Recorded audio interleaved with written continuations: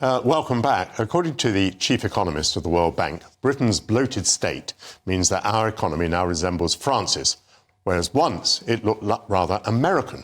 It's a trend that could help to explain stagnating economic growth. Indimit Gill was clear-cut in his analysis.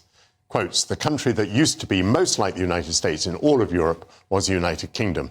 And you guys decided to go and become a lot more like continental Europe. You look like France, not like the United States." End of quote. I'm joined by Dr. Roger Gewolb, a former advisor to the Bank of England. Welcome to GB News, to this programme. Good morning. Well, do you think he's right? Absolutely, yes. The two countries have always been very similar in size, in GDP. France and the United Kingdom. Yes. And the problems that they face and the advantages that they have, they've been very, very similar. It's just changed. And I think it's one of the things that explains the great disarray that we live with in the UK right now, is that the ethos, the culture, the soul of this country has shifted from a market-led, light government, low tax, low spending, good public services, market-driven American model where things work because the market makes them work, to a French-style, government-driven, low growth, high tax, high spend, big welfare economy. The difference being your Mr. Gill came up with a great quote. He said that the UK is now a tribute act for France, but without the hits. So in other words, we're paying and doing all the same things, and it does look rather bloated, but we're not getting the benefits because so much here doesn't work. For example, I mean, obviously transport works pretty well in France, high-speed trains and so on, and it's said that the health service works better in France. Marvelous, just absolutely, yeah. And one thing you didn't mention on the way through there has been the transformation in the levels of deficits and debt. When I was looking back at the graphs, it wasn't all that long ago that Britain's national debt was something like a quarter of GDP. It's now about 100% of GDP. Right. And that makes it very comparable with France. Yeah. And with interest rates at their present levels, this becomes pretty significant. Yes, especially if, like, and this is one of my pet peeves, the governor of the Bank of England, Andrew Bailey, and others insist on paying interest out of one pocket to the other and counting that as real money, and therefore having Mr. Hunt tell us that we're hard up. It's not true. But that's neither here nor there for this discussion. I think a more important figure, not to take away from what you said, but a more important figure is actually the spend as a percentage of GDP. Sure. We've gone from like 39% up to almost 50% during the pandemic. Well, that's understandable. But we're at about 44% now, closer to France's 58%. The States is 36%. So we've gone from 39, stabilizing at about 44 over a period of time, spanning the pandemic. Why has all this happened, do you think? In all the reports, in all the media that I've read about this, both here and in France, the funny thing is nobody has said why. Why are we a tribute act without hits? Why do the French get all this stuff and we don't? I mean, you'll know as well as anybody that when the French don't get their little benefits and their little gifts, they actually go out in the street and riot. I mean, we find that quite... 5 years ago, that would have made headlines. It's so hysterical. These people are out there because the nanny state isn't treating them well enough, and they start burning tires. Isn't that ridiculous? Well, now it doesn't look so ridiculous because we're doing some of that. The reason that France is getting the hits and we're not is that they planned it, Michael. It's been planned by successive governments to have this kind of a state. Call it bloated or not, but it takes care of you from the cradle to the grave. Medical, transport. People are paid to go to university. You want a doctorate? If you qualify, you get paid to study for a doctorate. They're paid for everything. They're so well taken care of. It was planned.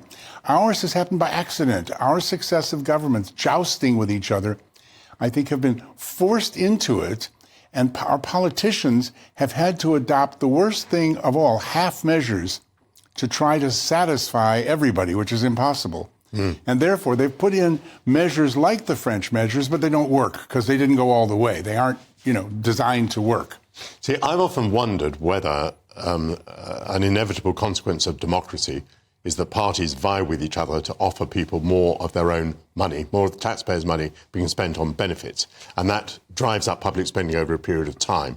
However, the United States doesn't conform to that model because that doesn't happen there.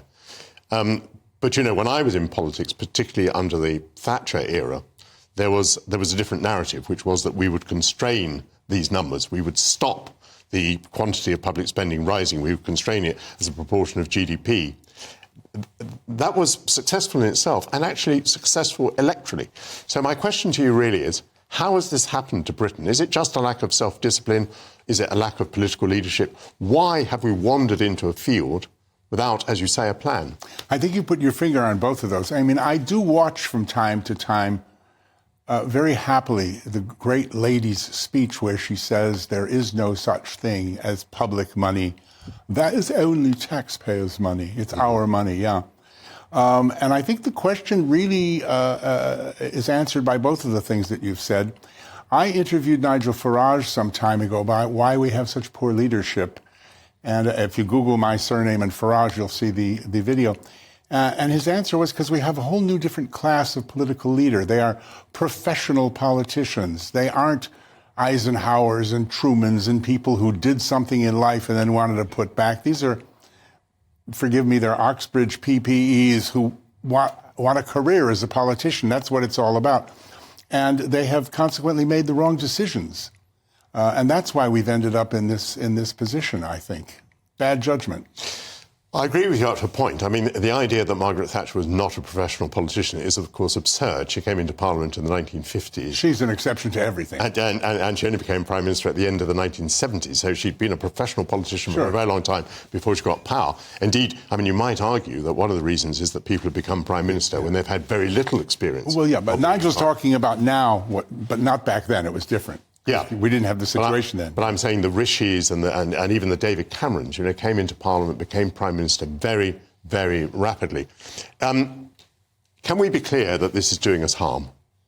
Yes, absolutely, because we're paying out the same thing the French are and not getting the benefits because we're so disorganized. So many institutions don't work. I did a program here the other day about universal credit. Just it's a joke. The DWP trying to switch people from the 6 legacy benefits. They don't have the data. They're not sure what's going on. They don't know why people aren't switching. And they're cutting off their benefits. Why would they do that? I mean, they sent me a 67 pounds over and over again for my energy or whatever it was. Why can't they just send them their money?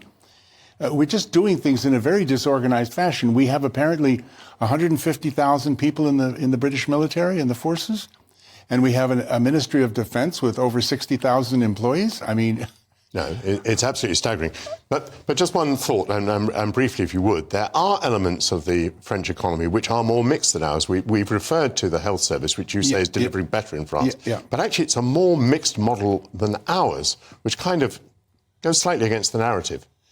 Yes, but it was designed and planned and tested and put in action without political parties tearing it apart, fighting between each other. I think that's the difference, is that it's more organized. We can do the same. We can take the new model that we have. I mean, we have to admit that we are now more French than American. We're more European. I guess we miss the EU so much after Brexit that we want to be like them.